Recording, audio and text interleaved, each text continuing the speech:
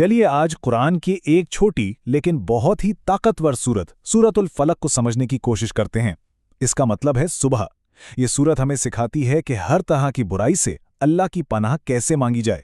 آئیے اس کے گہرے مطلب میں اترتے ہیں۔ زندگی میں ہم سب کو کبھی نہ کبھی دیکھے اور اندیکھے خطروں کا خوف محسوس ہوتا ہے نا؟ تو یہ سورت اسی بنیادی ڈر کا جواب دیتی ہے اور ہمیں اس سے نمٹنے کا ایک زبردست طریقہ بتاتی ہے۔ اچھا، یہ سورت اتنی خاص کیوں ہے؟ اس کی طاقت کو سمجھنے کے لیے ہمیں یہ جاننا ہوگا کہ یہ کب اور کیسے نازل ہوئی، کیونکہ یہ حفاظت کے لیے اللہ کی طرف سے ایک سیدھی سادی ہدایت ہے۔ یہ جاننا بہت ضروری ہے کہ یہ سورت اکیلے نہیں آئی، بلکہ یہ اپنی اگلی سورت الناس کے ساتھ خاص طور پر اللہ کی پناہ مانگنا سکھانے کے لیے نازل کی گئی تھی۔ اور ان دونوں صورتوں کو ملا کر ایک خاص نام بھی دیا گیا ہے، المعوذتین، یعنی پناہ مانگنے والی دو صورتیں۔ یہ نام ہی ان کے ایک طاقتور مقصد کو ظاہر کرتا ہے، اور وہ مقصد ہے ہر شر سے اللہ کی پناہ میں آنا۔ ان صورتوں کی اہمیت کا اندازہ نبی کریم صلی اللہ علیہ وسلم کے اس فرمان سے لگایا جا سکتا ہے کہ پناہ مانگنے والے نے کبھی ان جیسی دو صورتوں سے بہتر پناہ نہیں مانگی۔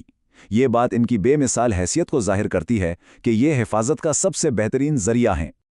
تو چلیے اب سورت کی آیات کو ایک ایک کر کے دیکھتے ہیں۔ شروعات ہوتی ہے شر کی سب سے بڑی اور عام قسم سے۔ دیکھیے، سب سے پہلی پناہ جو مانگی جا رہی ہے وہ کتنی وسیع ہے۔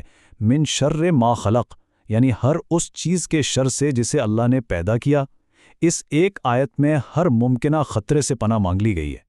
تو سوال یہ ہے کہ اس مخلوق کے شر میں کیا کچھ آ جاتا ہے؟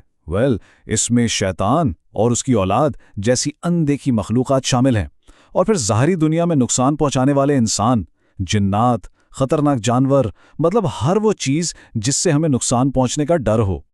تمام مخلوقات کے شر سے پناہ مانگنے کے بعد اب سورت 3 خاص اور سب سے زیادہ خطرناک برائیوں پر آتی ہے۔ ان میں سے پہلی تاریکی سے جڑی ہے۔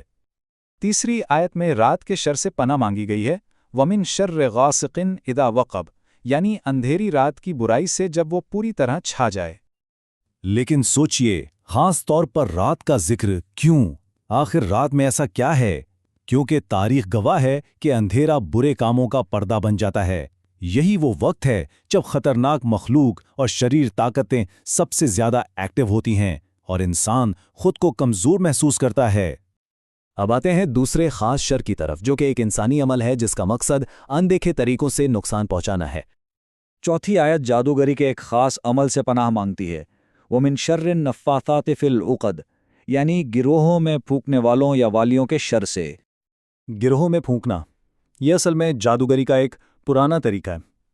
ہوتا یہ تھا کہ جادوگر ایک دھاگے پر گرہیں لگاتا تھا اور ہر گرہ پر کوئی بری دعا یا منتر پڑھ کر پھونکتا تھا، جس کا مقصد دوسرے شخص کو نقصان پہنچانا ہوتا تھا۔ اور اب ہم تیسرے اور آخری مخصوص شر کی طرف بڑھتے ہیں، جو ایک بہت تباہ کن انسانی جذبہ ہے۔ آخری آیت حسد کے شر سے پناہ مانگتی ہے، وَمِن شَرِّ حَاسِدٍ اِذَا حَسَد، یعنی حاسد کے شر سے جب وہ حسد کرے۔ دیکھیں، حسد صرف ایک اندرونی احساس نہیں ہے، یہ ایک بدنیتی پر مبنی خواہش ہے کہ کسی دوسرے کی نعمت اسے چھین جائے، اور یہی خواہش پھر عملی طور پر نقصان اور تباہی کا سبب بن سکتی ہے۔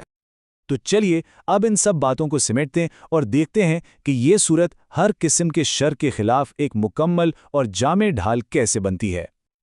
اس سورت کی جو خوبصورتی ہے نا، وہ اس کے ڈھانچے میں ہے۔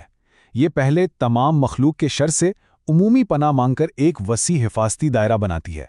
پھر یہ 3 سب سے عام، طاقتور اور خوفناک سمجھے جانے والے شرور، یعنی تاریکی، جادو اور حسد پر خاص طور پر توجہ دیتی ہے۔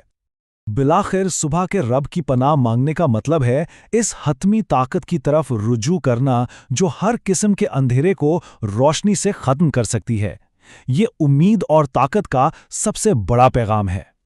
تو آخر میں یہ سوال پیدا ہوتا ہے، آج کے اس جدید دور کی پریشانیوں اور ڈر کے بیچ صبح کے رب کی پناہ میں آنے کے کیا معنی ہیں؟